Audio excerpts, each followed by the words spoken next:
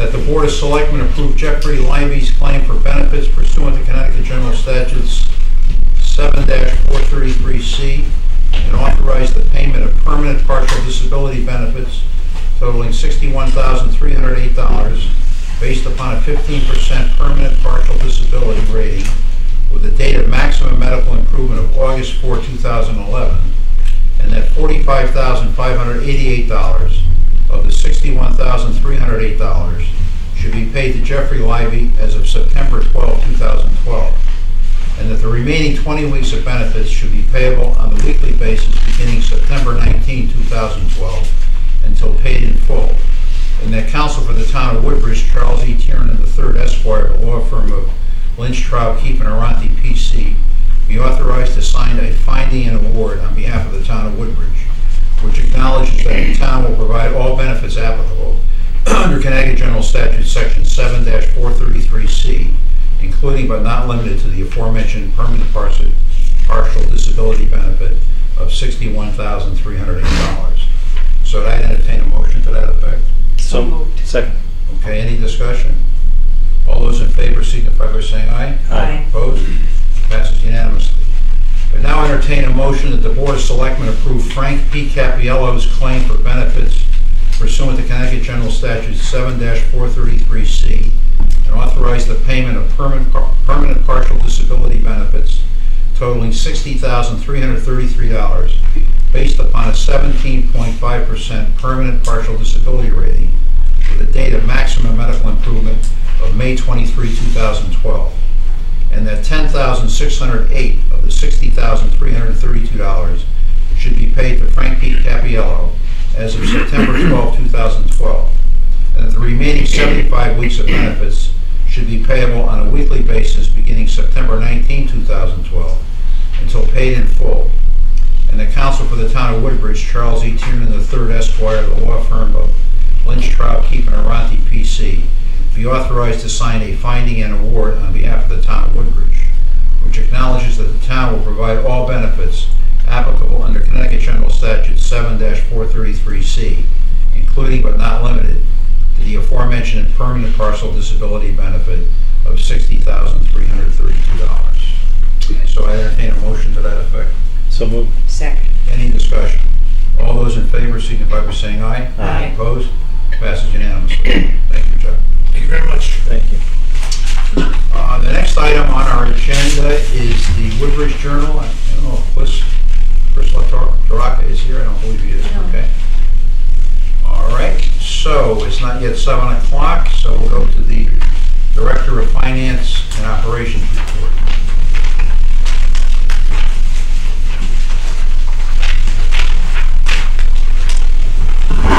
Thank you.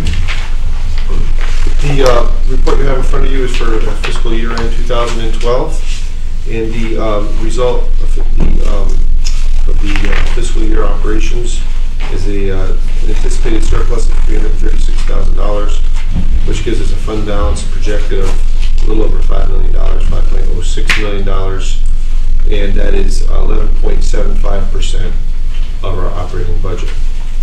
A couple of highlights that we had this year. In revenue, we had property taxes were at a surplus of $259,000, primarily due to the large back tax collections, particularly earlier in the year of the Oakland. In intergovernmental revenue, we have a surplus of $250,000, largely due to the town receiving reimbursements for Storm Irene from FEMA, which totaled $272,000. Department charges are pretty close to budget. There's a slight shortfall there, but most of them are pretty close to budget. We had a slight shortfall in recreation fees, but a surplus in building permits. So those sort of balance each other. And in interest income, we had a shortfall of $51,000. On our expenses, we have a surplus in employee benefits, about $37,000, mostly due to health insurance, savings there. And recreation had a surplus of $35,000, primarily due to part-time wages. So while there was a deficit in revenues, there's a surplus in expenditures. waste management, it was a surplus of about $26,000. It was due to reduced tonnage for bulky waste and municipal solid waste than was budgeted. Human Services was a surplus of about $30,000. There were some vacant positions that had gone unfilled for a period of time, which causes some surplus funds. The registrars had a surplus of $20,000 due to less than anticipated activity that was budgeted originally. Police Department, there is a surplus of about $37,000, and that's some injuries in workers' compensation, dispatch, and patrol resulted in some surpluses in the salary accounts.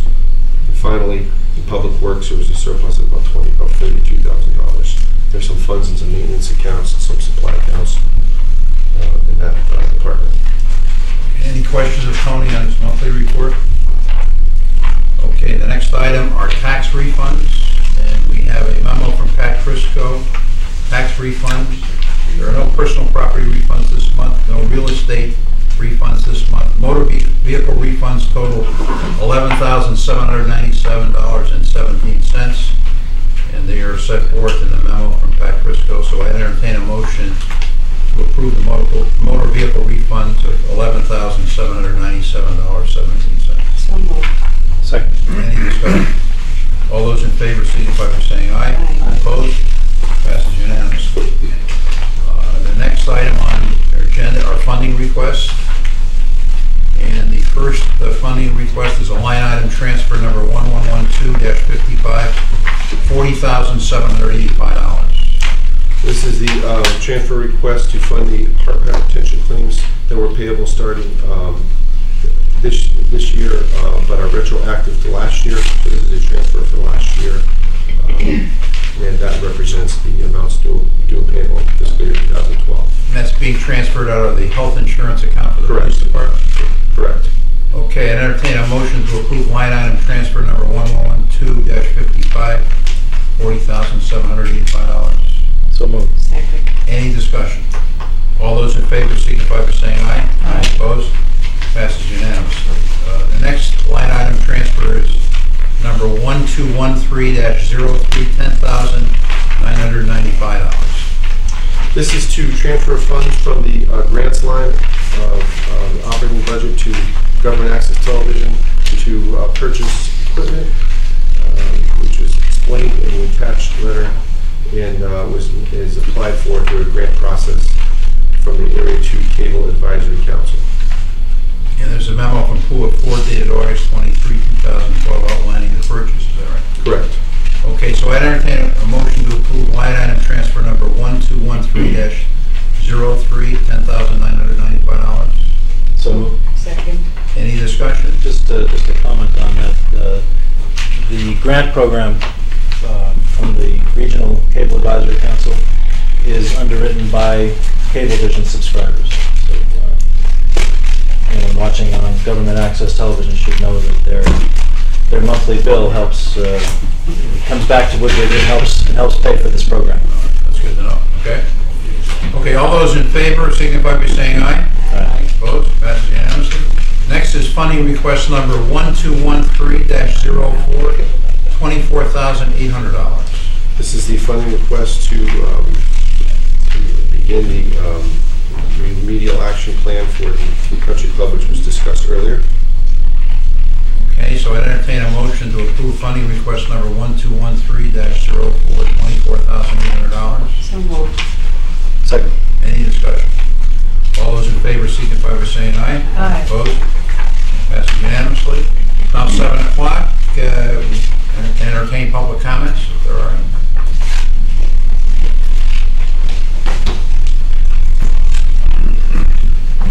Good evening. Good evening. I'm Chuck Pine, 162 Center Road. A couple of things. Number one, for those of us watching on the television audience, could you folks please speak into the microphones? I hear when I talk to my neighbors that they can't always understand the conversation because the mics are sometimes between people. So just a humble request from us cable subscribers to get our money's worth and hear what's going on. Thank you for the recommendation. I thought I'd soften you up. Now comes the hardball. There you go. Okay. This has to do with the fire marshal situation. And there are a couple of things that have come up as I've been reading the newspaper and looking at public documents that I don't understand and would appreciate a better understanding.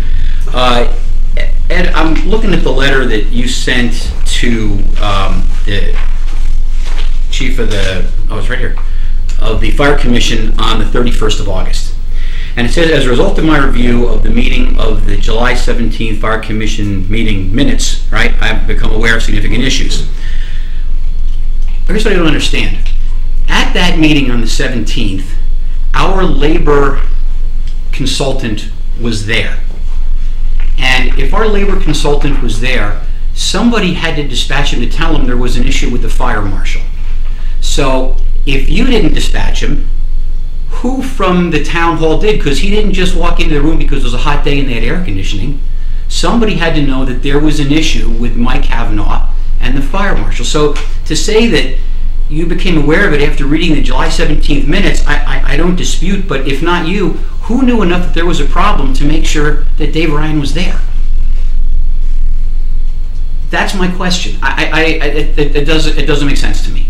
Beyond that, the thing that I find maybe coincidental and maybe not, and this is going to sound accusatory, and maybe it is, but there was an excoriating editorial in the paper on the 28th of August about the situation. And this letter requesting more information from the Fire Commission came 3 days later, even though the event at least happened on the 17th of July. So this sat for many, many weeks until it was exposed in the local paper, and then everybody started paying attention. As a taxpayer, I find that disturbing. And I look at the timeline of these documents, the timeline of these actions, and I don't think we're watching the story very carefully here. With all due respect intended, I think there's a problem. The second issue is I have with Beth. Beth is the liaison to the Fire Commission. And when I look at the July 17th minutes, they are 6 pages long, and it's all about what happened with the fire marshal, or what didn't happen with the fire marshal, and he'll defend himself. So then I go and I look at the next Board of Selectmen meeting, which was the 8th of August. Beth's report on the Fire Commission. The next meeting of the commission will be August 20th. As a general note, Ms. Heller noted that Saturday, September 1st, Massaro Farms will be holding its second annual dinner, and this will be honoring Woodbridge Executive Assistant Geraldine Shaw. Board members were encouraged to attend. That was the report after this entire issue was presented on July 17th.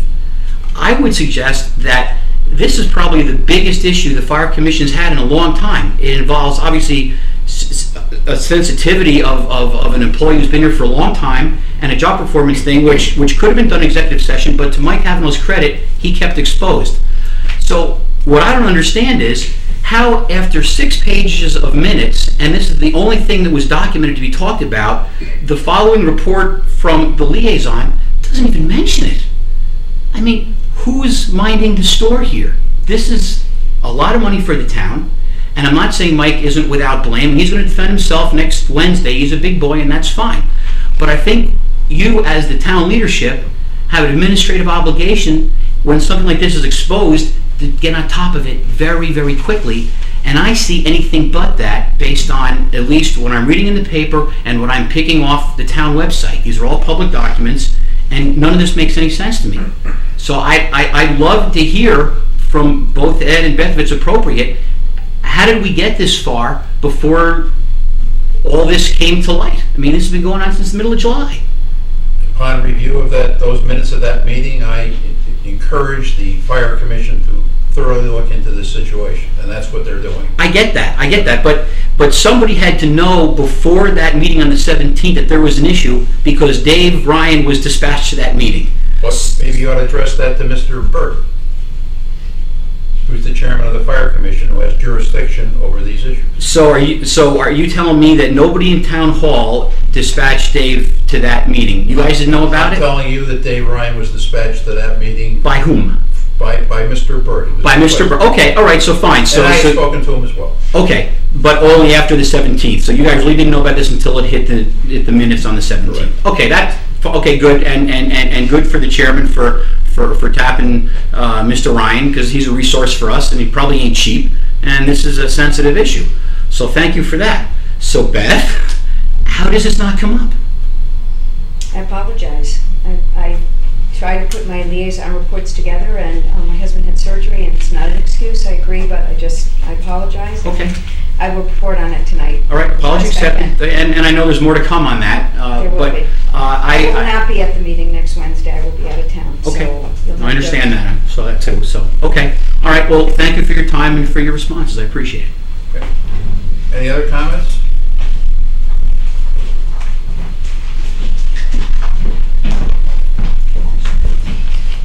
Kathy Wick, 181 Rimmon Road. I've also been reading in the newspaper and on the town website about the fire marshal situation, and one thing that I haven't seen and that I would like to point out is it appears to me, and please correct me if I'm incorrect, but it seems to me that there was a real problem within the fire commission as far as supervision of Mr. Kavanaugh, and that it seems to me that they share some responsibility. Whoever was responsible for supervising him seems to have dropped the ball. I would assume that a town employee such as Mr. Kavanaugh would have an annual review where issues would come up relating to whether this increase in his hours was enough for him to perform his duties appropriately, but it appears that this never happened because it went on, and how could it? I just don't understand how this could have been missed for 5 years, and in 5 annual reviews, assuming that he does have them, that this issue never came to light. So what I'm wondering is whether there'll be any accountability on the commission to find out what happened, and in that way, hopefully we can make sure that something like this doesn't happen again. Okay. Any other comments? Okay, hearing none, we can resume the agenda. The next item in the Finance Director's report is the note sale. Thank you. We had a competitive note sale in the end of middle of August, and it was in 2 lots. What that means is we had 2 sales going on simultaneously, and one was right after the other. They're sort of right adjacent to each other. Anyway, the one was for the taxable general obligation bond anticipation notes for the country club, and those had several bidders, and the low bid was 0.89%. So that was our rate for the upcoming year. And then the other was a tax exempt sale for the public works facility, and that was came in at about 0.26%, memory serves. So you can see the difference between taxable and tax exempt note. But that's an annual interest charge. So basically, what happens is interest is due and payable upon the notes maturing at the end of the term. So next August, the interest will be due and payable. So I just wanted to give you an FYI on that. The rates are extremely low. To be this low for notes, that's the lowest I've ever seen. Any questions or comments? If not, the next item is non-union salary increase effective October 1, 2012. And you want to... I'd like to give you a little background here. There was no annual increase for union employees July 1. The increase is October 1. So it's essentially an increase for 9 months of the year as opposed to 12 months of the year. So the previous increase before that was the prior July 1. So just so you understand the timing of all this. The motion is, or the agenda item is for a motion for a corresponding increase for non-union employees. Okay, so everyone understand that? So that I'd entertain a motion to approve the compensation package for non-union employees, which will be the same as set forth in the agreement between the town of Woodbridge and AFSCME as to salary and fringe benefits. So moved. Is there a second? Second. Any discussion? All those in favor? It's 2%, just so you're clear. And as I remember, that was a concession from AFSMI. Correct. Right. So, any further comments or discussion? All those in favor signify by saying aye. Aye. I'll abstain. Okay, next item on the agenda is other. Do we have another? I have two others, actually. One is, I thought I'd give you an update on the lockers, that we went out to get some pricing on the lockers, and it came in well under our estimate. Is that the Beach Road School? Beach Road School At the pool school. lockers? Yep. Right. And our original estimate was, that we'd received was upwards of $60,000 to $80,000, and the Board of Ed it was closer to 80, and the Board of Ed had agreed to contribute 40 of that. And there's a state bid that has installation and purchase of the lockers, and it came in at $25,000 For both for both bathrooms? bathrooms. Part of that is the town assisting in removing the old lockers, so we saved quite a bit of money with our town staff on regular time removing the old lockers. Is that metal or plastic? The middle. So probably the same type of locker. Yeah, it's a powder-coated locker, which will prevent rust from occurring. It's electro-galvanized steel, so it's got some extra processes there to prevent that. And also, on the bottom of the lockers, it was designed as an option for feature to prevent the bottoms from rusting. That's what occurred. So anyway, I thought I'd give you The a total again was what? 25,980 plus some probably small extra costs there, around 27,000. When can it be done? The Board of Ed is now, as we speak, coordinating this with both recreation and event to get a time when it's mutually convenient for both, probably one at a time, so that they can use the lockers. Okay, anything else under other? Yeah, the current schedule, I thought I'd also speak about the Merritt Avenue Bridge. The current schedule is as the plans for 70% completion are done.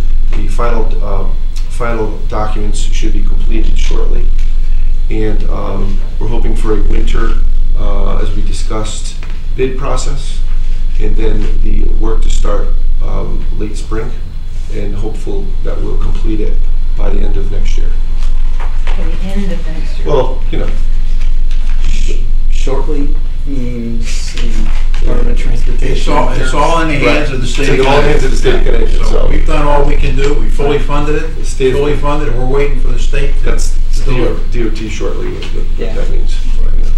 They don't tell you, they just tell you you're in the queue. Correct. That's right. Well, it's helpful to have the update for sure. Right, so I thought giving an update Thank so you. you know that we're still planning on a construction of the new bridge for next calendar year. Good. And I know Greg brought to my attention a request about some weeds on the bridge down there, and so I know some of them have been taken out, but we'll dispatch Mr. Connors again to make sure that he completes the job. So thank you for that. I went to go see the weeds myself today, so. Okay, all right. Okay, the next item on the agenda is TPC response to 824 request for a sidewalks phase 2. And in your packet, you have a letter from Alan Lipson, Secretary of the Town Plan and Zoning Commission, dated September 7, 2012, and read 824 referral for the Lucy Street and Lynchville Turnpike sidewalks. And it was the unanimous vote of the commission to approve the referral for the proposed sidewalk improvements, because such improvements would be consistent and compatible with recommendations found in the Town Plan of Conservation and Development. Okay. Next item is the Town Council's report. First item is water bill for the Woodbridge, the Country Club of Woodbridge, the Woodbridge Country Club. You have in your packets a letter from me to the South Central Connecticut Regional Water Authority indicating that this relates to the outstanding bill that was left by the prior operator of the Country Club of Woodbridge, and the water company has been very patient in getting that bill paid. We've had some recent discussions about it, and they've agreed to hold up on asking the town to make payments on that bill until the town's lawsuit against the former operator is resolved. So there was a couple issues that we had to deal with a couple weeks ago on this, but happy to cooperative in trying to resolve this. You know that we have, if it ever comes to the point of the water company asking the town to pay that bill, we feel that we have certain defenses against the town's culpability in that bill, and we will assert those at the appropriate time. So everyone's waiting to see what happens with that litigation. That total bill again is Approximately $100,000, of which $30,000 is undisputed by the prior operator. In other words, he says that he concedes that he owes $30,000. So really, and we assume at some point in time that will be paid. The portion that he disputes is the $70,000. That's that. Any questions on that? Okay. Next item is the Soundview Community Media, Inc. versus the Department of Energy and Environmental Protection. And that you have in your packet tonight a lawsuit between those two entities. You might remember that the town, Soundview is an entity that is charged by state statute with supervising and running the community cable operations of the various areas in the town, and Soundview is charged with jurisdiction over the Cable 2 Advisory Council, which includes Woodbridge, Orange, Bridgeport, and a couple of other towns. We had, Soundview is not happy with the idea of having to give $100,000 to the Cable 2 Advisory Council pursuant to a state statute that legislators passed for our benefit. That money enables us to have the cable programming limited to the town of Woodbridge. In other words, we don't have a segment for Bridgeport or Orange. We do our own programming, and we just concentrate on Woodbridge programming. So residents of this town don't have to see other towns, which they very likely may not be interested in. So we get the money is given to Soundview in turns a stipend over to the towns. Soundview doesn't want that to continue. They feel that our town shouldn't have individual cable operators, and we should be included in programming which would involve the entire council area. We disputed that before the Department of Energy and Environmental Protection, PURA, which it is now known as, and has jurisdiction over cable. And Soundview filed a declaratory judgment 6 months ago. We participated, we filed briefs, and we prevailed, and the DPUC said that we can continue operating as we have in the past. Now, lo and behold, Soundview is taking another opportunity to try and have the procedure that's in effect now overturned, and they filed a lawsuit in the Superior Court claiming basically what they claimed before the DPUC, but now it is court jurisdiction. The defendant in that case is the Department of Energy and Protection, Public Utilities Regulatory Authority, and the plaintiff that brought the suit is Soundview. While Woodbridge is not specifically named as a defendant, it obviously involves our town. This litigation involves our town, and in order to preserve the integrity of the system as we now have it, we have the opportunity to intervene in that case, present to the court our position, even though we have not been named as a defendant. I talked to the town attorney in Orange a couple of weeks ago in Marino, and he's indicated that he was going to recommend to the Board of Selectmen that they also intervene as they were parties to the case with us at the DPUC.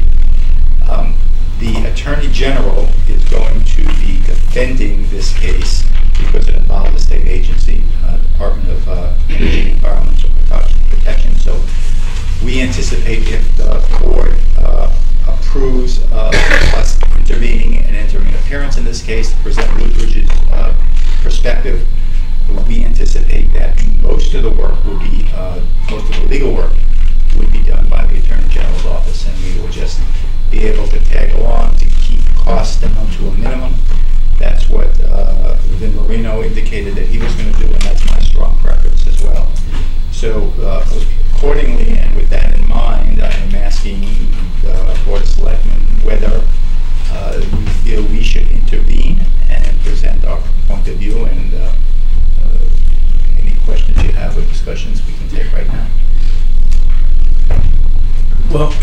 My feeling is, first, it's fortuitous that this should come up on the same night as the line item transfer.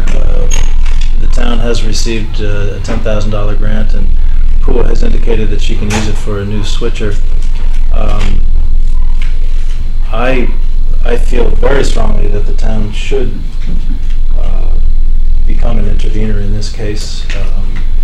These funds are generated by Cablevision through subscriber fees for community access programming, for government access programming, and for educational access programming. In Woodbridge, the government access programming is provided by the Woodbridge Government Access Television Department, and as I mentioned, those subscriber fees come back to the town in the form of these grants. Soundview Community Media is working very hard to subvert that grant program, and we should fight it. Any other comments? Okay, so what is it your understanding, or your goal, Jerry, to pool your resources with the town attorney for Orange? Yes, we will, and especially the Attorney General, who really is charged with the major part of defending this claim. So, the town attorney in Orange indicated we'd be working together, just as we worked together in the case that was before the agency, right? DPUC. Okay. So is that the consensus that we should do that? Yes. All right, good. And then we have the matter of Deborah Connolly, DBA Connolly Gold and Diamond Exchange. That's just for informational purposes. You're probably aware that this business is on Litchfield Turnpike, and they're in the business of selling precious metals. Our chief of police is charged under state statute with issuing licenses for this type of activity in each town. And the chief, the police department granted a license to Connolly. I don't know how long they've been in business, 2 years ago, 3 years ago. And the chief felt, and the police department felt, that the business was not strictly complying with state statutes, and revoked the license, which they have the right to do under the statute. Connolly, the business, appealed that revocation to the Superior Court, which they also have the right to do. We defended the chief's action, and there is a copy of a motion, of a decision on our motion to dismiss, which we filed, which was granted, so the appeal is done. The business has complied with the chief's directives in that they not be involved in the business of selling precious metals, which then they've taken down most of their signs, and they're just strictly, from what I understand from the chief, just strictly selling jewelry, which is permitted, which the chief has no jurisdiction over. So the nature of the operation has changed, and the case in court is done. Okay. Any question? Just information. Okay, the next item is Prudential Insurance Company of America Annuity Program Letter of Agreement, Town of Woodbridge and Woodbridge Volunteer Fire Association. This is again for mostly informational for the board. The town has, for a period of time, had a program for the volunteer fire associate, volunteer firemen, of putting a certain amount of money, actually $70,000 per year, into a bond program, which would recognize longevity service of certain firefighters, volunteers in our town. And it was an incentive. It was designed, this was done years and years ago. I don't remember how many years, 20 years? 10 years ago. Designed as an incentive. Right. 92, okay. Originally designed as an incentive to retain volunteers in the fire department, to give them some financial incentive to continue on in Woodbridge. The program has been very successful. Recently, this past year, the firefighters have come to us and said, in the past we've taken this money and they put it in U.S. Treasuries, which at this point in time earns very little interest and is not growing the way they would like, and they're absolutely right on that. So they asked us to agree that they change the manner of the investment from treasuries to an annuity with Prudential Insurance Company. It seems very reasonable. It does not affect the amount of money the town gives to the firefighter. Everything's exactly It's the same $70,000. Exactly the same, just the vehicle is different. And we thought, we actually made this payment last week or 2 weeks ago in anticipation of the board not having any objection to it. So I think that maybe we should just take a vote that it is permissible to continue on with this. Well, the program is there, but to, from now on, have the funds invested in this prudential annuity. And it gives each member of the fire association the option whether they want to have a bond or invested in Right. an annuity. Most of them, right now, they're doing the annuity because it's a better. Some are doing the annuity, some are doing the bond. Right. But Do we normally always make the payment on or around this No. time of year? No, it depends whenever they have their reporting done. And when they have their reporting done, they get it to my office. And it changes each fiscal, as long as it's within the fiscal year, but it changes from, based on when their reporting is complete. Is this, what do we need in order to, are we trying to create any kind of record of continuing the program? Is there some, how was the program originally created? Well, it was done by the Board of Selectmen in, 1992 by resolution. Right. So this is just a modification, not of the amount, but of how they can invest the money, So either in a bond or an annuity program, and we will have a letter agreement at our next meeting to reflect that.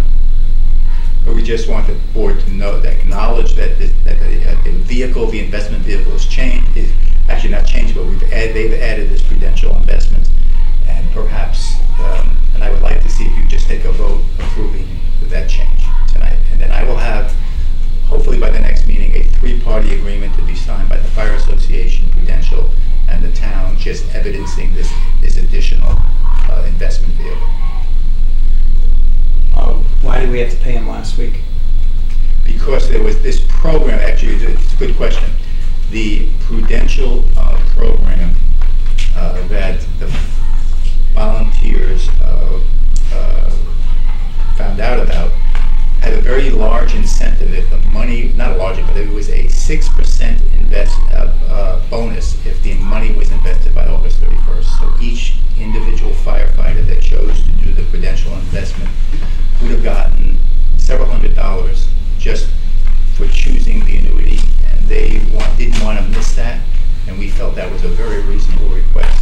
So that would, and that we tried to get extensions of the August 31st date. Prudential wouldn't do it; they couldn't do it because that was part of the program. They couldn't extend it. That was a nationwide program. So we concluded that it was not unreasonable. We would have made the deposit anyway, probably anyway, but it would have been to bonds. This year we wanted to do it to the annuity. Okay, so I entertain a motion to that effect. So moved. I'll second it. Any discussion? My only discussion is I'm not opposed to the program. I think we should continue either that or something similar. I'm not in favor of voting for something that was already done.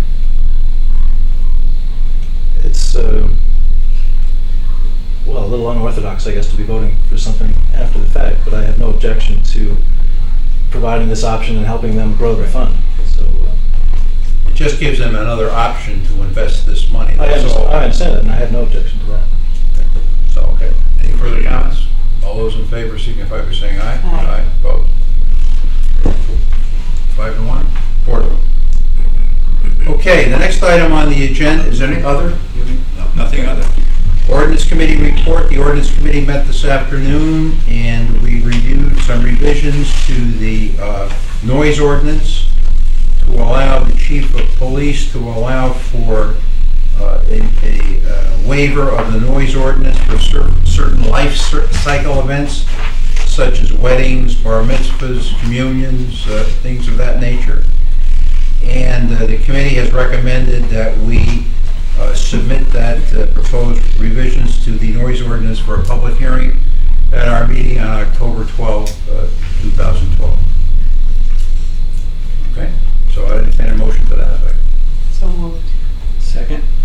Any discussion? All those in favor signify by saying aye. Aye. Opposed? Passes unanimously. Next are appointments. As you know, we have a Woodbridge Clean Energy Initiative. Sandra Stein is the chair of that commission. consists of 5 members. We actually have 4 slots open at the moment. And Andrew J. Danzig has been a member of the commission and would like to be reappointed. And his resume is in your packet. And so I would nominate Mr.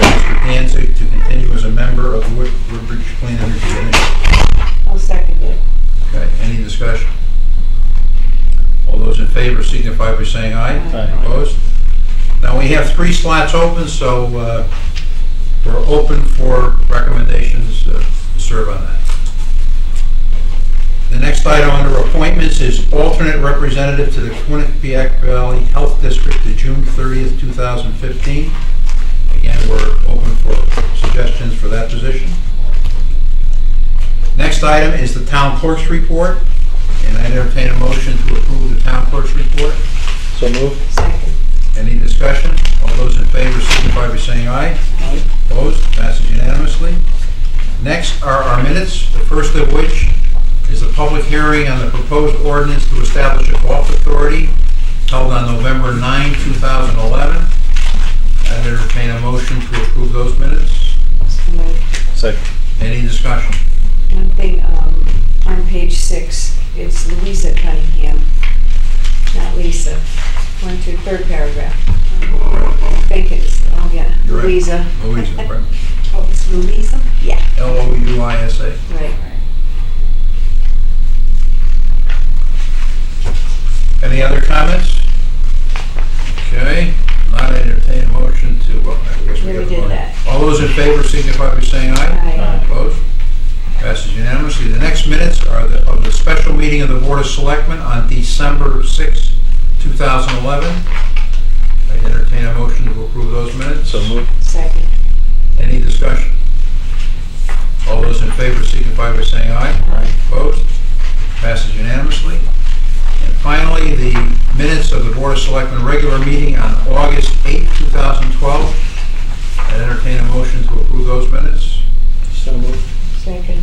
Any discussion? A couple things. First, Jerry, I'm so sorry. It reads 1 of 5, 2 of 5, 3 of 5, but there are 7. I'll make that correction to the, I'm yeah. I'm being a little silly about that, but also No, it's not silly. and I'm so self-conscious all the time. Under the Recreation Commission Liaison report, the commission did not meet in July. That's on what page? I'm sorry, 6 of 5. 6, I'll just say it. I'm teasing now. I'm teasing now. Page 6, and the rec did not meet. It's just a typo. It reads did meet, but Did not. Did not. Hear that? I have one thing. Letha, how do you spell your name? My name? Yep. Letha. Right, top of page 6 of 7. It says Lisa. Oh, Oh, Lisa, all right. We'll make that correction too. Yeah.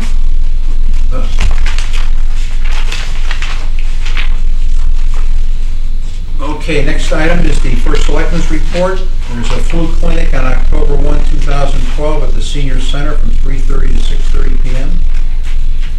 Tomorrow night, there'll be a fundraiser for the Woodbridge Food and Fuel Fund between 7 and 9 p.m. at the Country Club of Woodbridge. And I know Beth has been involved in this, and they're featuring a psychic, Richard Jackson, who will bring questions on all matters, visualization, healings, hauntings, the spirit world, and all questions will be answered. So, It's just entertainment. yeah, okay, that sounds good. It's a Okay. draw, but it'll be a wonderful evening.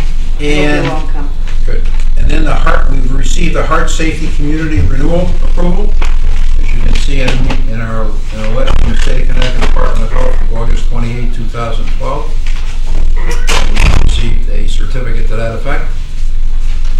On August 22nd, I attended the meeting of the South Central Regional Council of Governments, and that council received 2 grants from the federal government totaling $645,000, one for $54,000 to conduct an intermunicipal shared service feasibility study, which will identify and prioritize the best opportunities for multi-town collaboration to achieve cost savings in the provision of services and in the performance of local governmental operations, such as cost-saving collaborations between municipalities and boards of education, intermunicipal equipment sharing, centralizing information technology, administrative support functions, etc. SCROG was also awarded a grant of $591,000 for development of a regional web-based geographic information system, a GIS program, which allows data to be visualized, often in the form of maps to reveal relationships, patterns, and trends to inform decision makers. So that's good news on that front.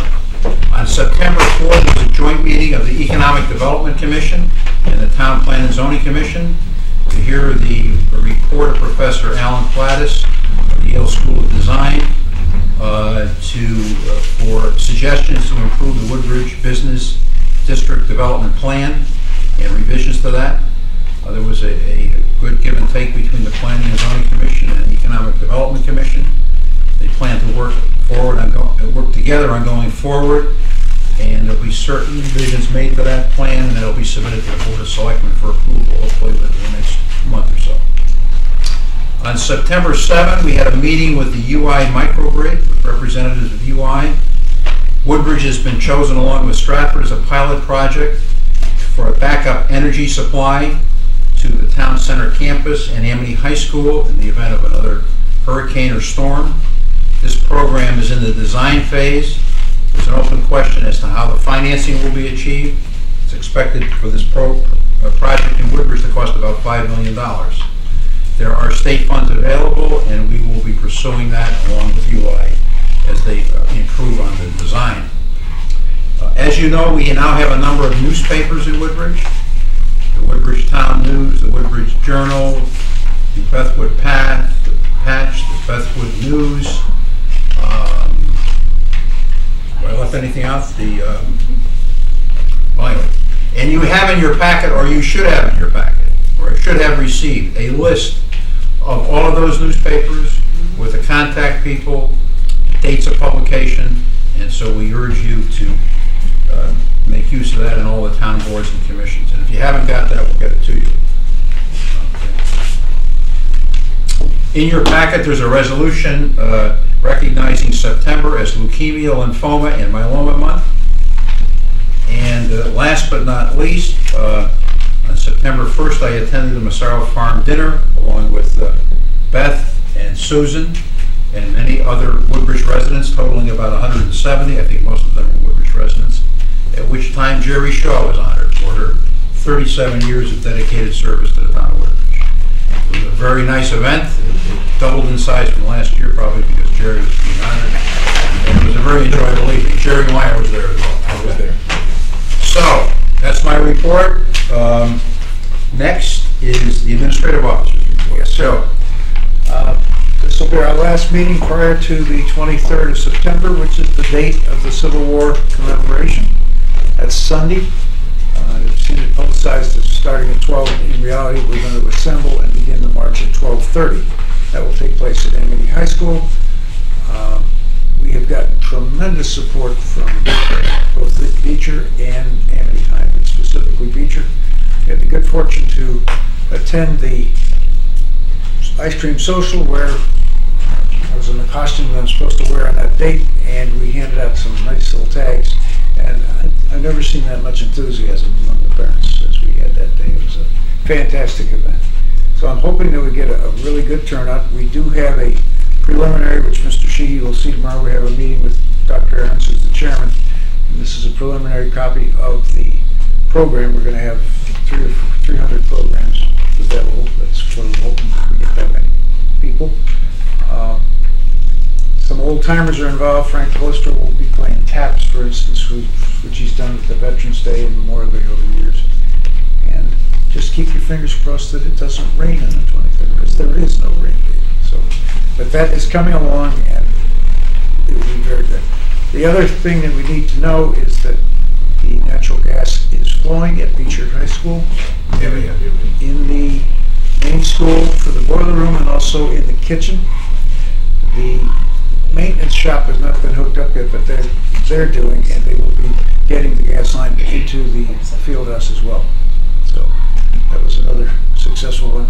The Beecher residences who have signed up are getting their gas now, and there have been some Center Road installations as well on the residential, so it's coming along. Okay. Greg? Sure. QPOP did not meet in August, but I did speak with a member, and they're meeting in September, and they are going to plan some sort of follow-up letter or document to us to give us some sort of feedback or thoughts based on that June meeting we had about country club topic, future plans. So we'll wait from them. Conservation Commission did not meet in August, but they are meeting on September 20th. TPZ met Tuesday, September 4th. 15 Rock Hill Road, there's an application for a special permit for operation of group daycare. It was withdrawn. My understanding is they changed the business a little bit, and therefore they don't have to apply for a permit. The Economic Development Commission, Dr. Plattis, you had mentioned, is that available online, or is it more of a draft considered right now? Draft at this point. So maybe later when it's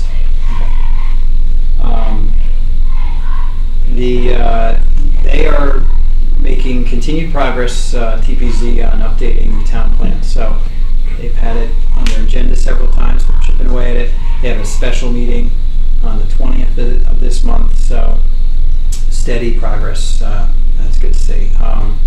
And they carried over the topic of work and did not work on last meeting, a firearm regulation. They're looking at that for future businesses that wish to do that. That's all I have. Okay, thanks, Greg. Lawrence? Yeah, I don't know if I'm imagining it, but these reports seem to be going better with all the cheering. Stimulus, incentive, yeah.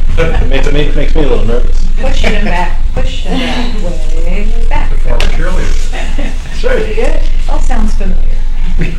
I know Dr. Stella presented more current information at the beginning of this meeting, but the Board of Education met on August 20th. It was still a week before the resumption of classes. The items they discussed that night were the improvements to the North School driveway and the plan for traffic flow, a dedicated drop-off lane for parents, and they expressed gratitude for the additional funds to include that biofiltration system at the east side of the north parking lot, I guess it is. But they are optimistic, and I think that it was a net gain of one parking place too. So anyway, they're optimistic about their new parking lot, grateful to the town for other improvements that Public Works was able to provide. There was mention made that 24 faculty members worked through the summer, or at least over part of the summer, to develop curriculum adjustments for what is now the current school year. So limited summer break, I guess you might say, for the Beecher Road School faculty. And there were a couple of positions that had to be filled ahead of classes. Again, this is old information now, but one of the 6th grade teachers was promoted to assistant principal, so they needed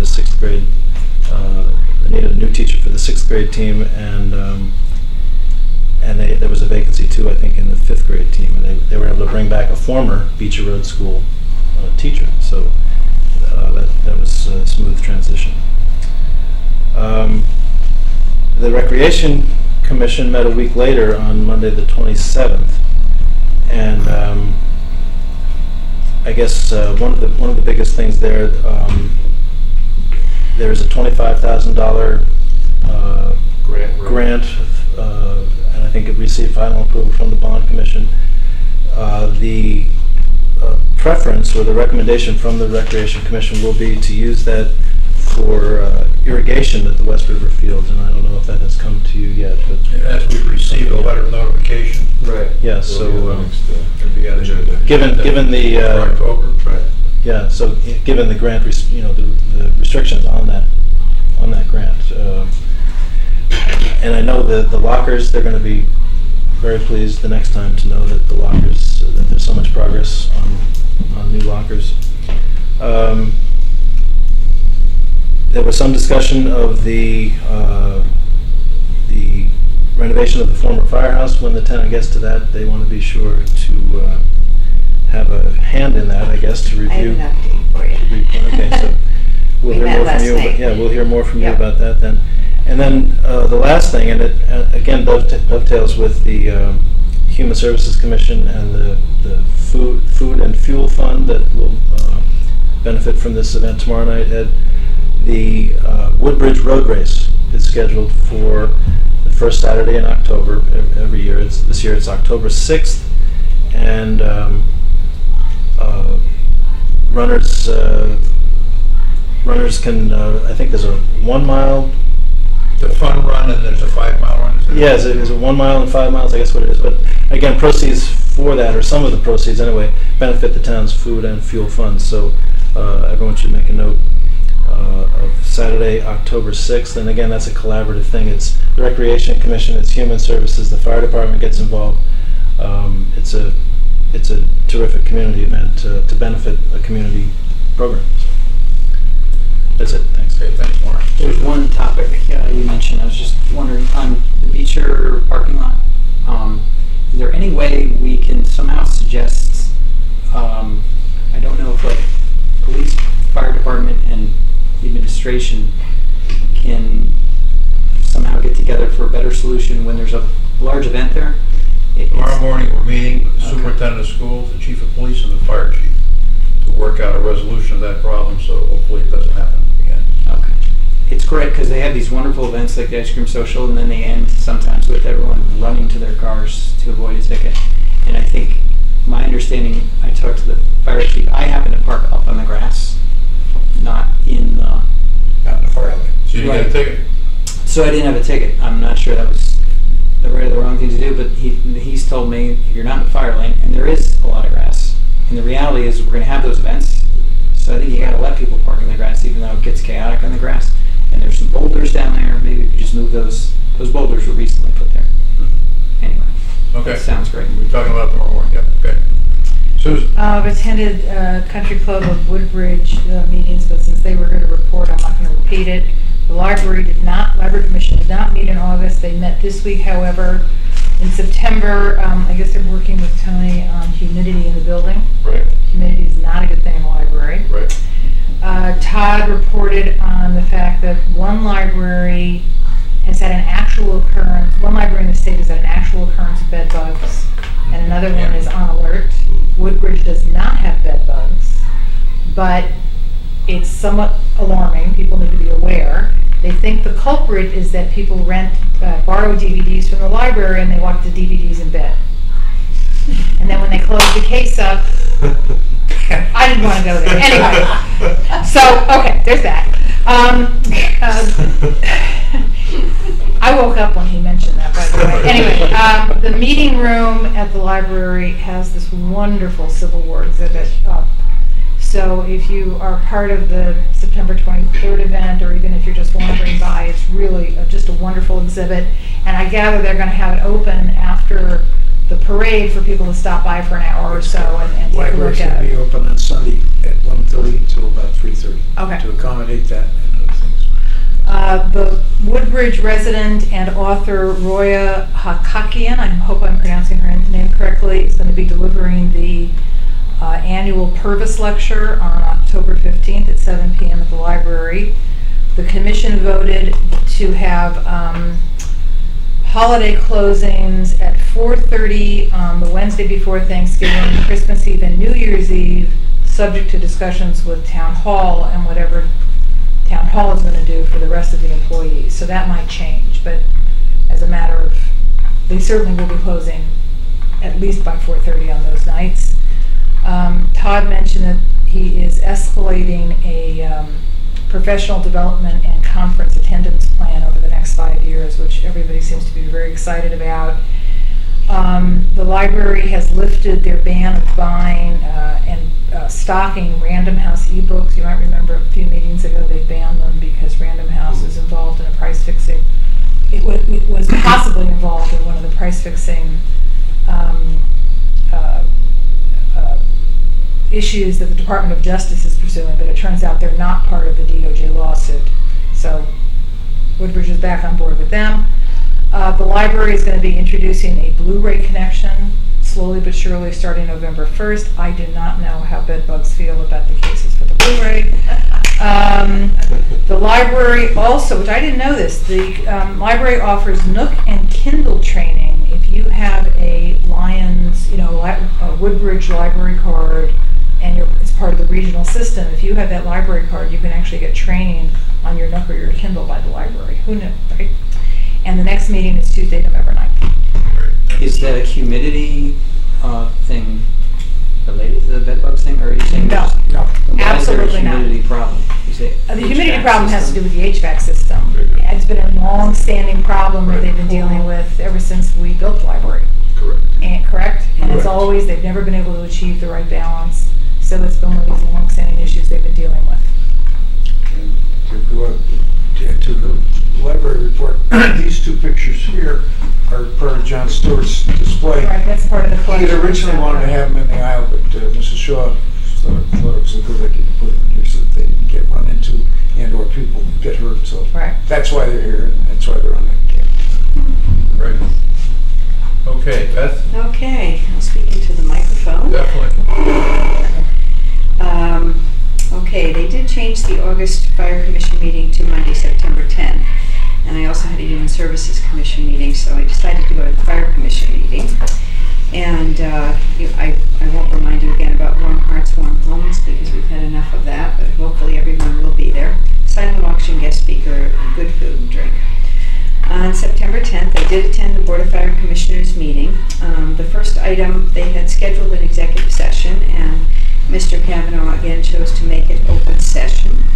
And the commission scheduled a pre-termination hearing for next Wednesday, September 19th, and I unfortunately will not be able to attend that meeting. I will be out of town. The ladder truck committee will be looking at several demos in the next few weeks. Chief Rowland relayed several notes of thanks he's received. Apparently, the department has done a lot of calls related to mutual aid. They've gone to Naugatuck, Bethany a few times, and those departments are quite grateful that we attend, so they got some notes about that. If you recall, a while ago, the town purchased new carbon monoxide meters, and they are being used quite frequently, and I'm sure as the cold weather gets upon us, they will be used more frequently. Let's say the next fire safety day, I think, is October 29th. Like they did in the spring, they're going to do another one. This will not be in memory of Eva. They'll keep the spring one for Eva Block. More to that as follows. Repairs to engine 3, I can't remember the total amount, but it was quite substantial to replace that. It looks almost like a new vehicle. Are almost done. The department's working on revising the dispatch protocol and is going to present that at the next Fire Commission meeting in October. And this coming Saturday, the department's going to go to North Haven and participate in fire extrication drills at the North Haven Fairgrounds. Last night I went to a meeting. It's sort of become a whole group of old firehouse, new firehouse, resolve the issues of the new firehouse, and then going forward with the shed group. So I was present in all three meetings, and they just went one after another. And regarding the outstanding issues related to the new building, including the apparatus bay floor, and depending on the outcome of a meeting with Newfield tomorrow, there might be resolution on all of that. So we're very hopeful. At the same meeting, we discussed Silver Petroselli's fee proposals for construction documents for the new shed.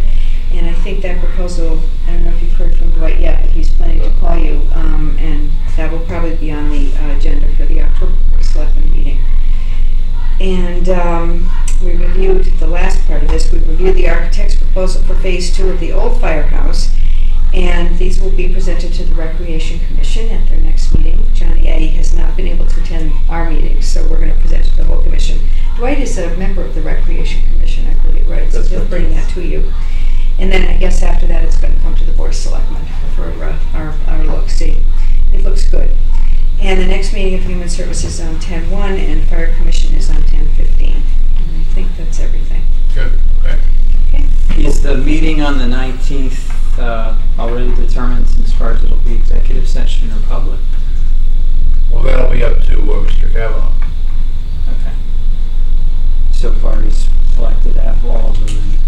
All of the meetings, I understand, all the meetings he's intended have been public.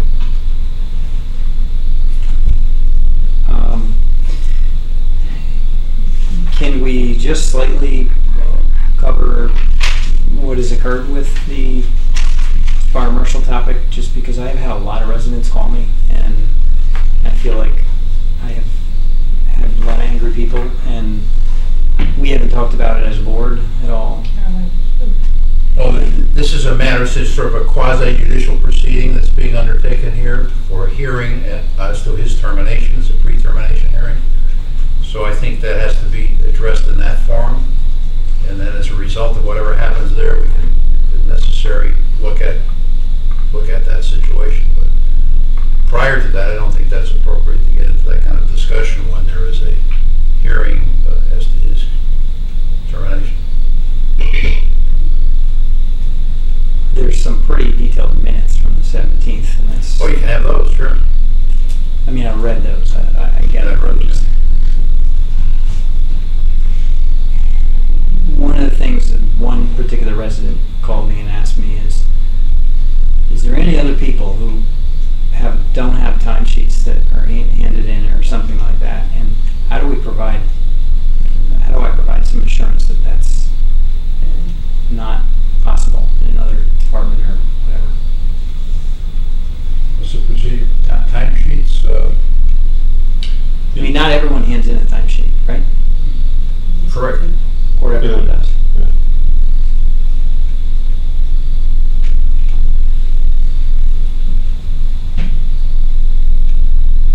As far as we know, everybody is working the hours that they're supposed to be. So.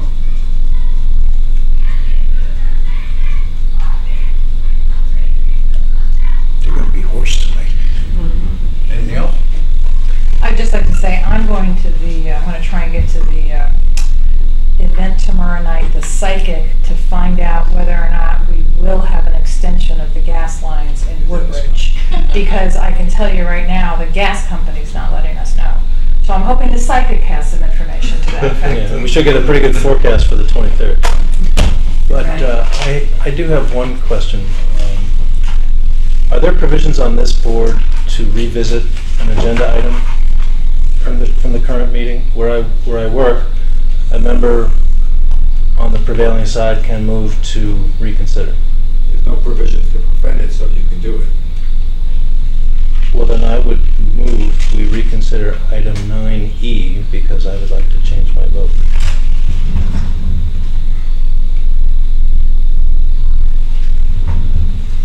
Okay. Is that in the form of a motion? What was that? What is that? That's on the non-union salary increase. Against it? No, well, I guess there needs to be a second. I did make a motion. Okay. I'll second it, I'm kind of curious what he's Okay. talking about. Well, I was on the prevailing side. I voted in the affirmative, and I would prefer to abstain. Okay. So if So the that motion's was- been made and seconded, okay, so we have to What is this about? I'm sorry, I just don't remember. to what- reconsider item 9E on the agenda, non-union salary increase effective That's October 1. Employees who are not union. Correct, Oh, Right. okay. October 1, I'm sorry. 2012. I'm tired. So there's a motion made Okay. to revisit item 9E on the agenda, non-union salary increase. And so the motion has been made and seconded. Any discussion? All those in favor signify by saying aye. Aye. Aye. Opposed? All right. and I would abstain. All right, so you want to change your vote from in favor to abstaining? Yes, Is that correct? Okay. I'll feel better. Thank you. So fast. So that And leaves you- us with... And you abstained the first time as I well. did. Right. So what was the vote? 3-2? The vote was, let's see, I keep remembering Tom's not here. So the vote was two Three- abstains. 3-0-2. Yes, Two three, abstains. yes. 302. Okay. It's still, Passes, yep. Still passed. Okay. Very good. Anything else? Is Under it all other? right with you if I include that in that portion of the meeting? Sure. So that when Yeah, someone yes, is yeah, reading. So long as we don't need another motion. Yeah, Right, you can do that. Okay, any other business? Okay.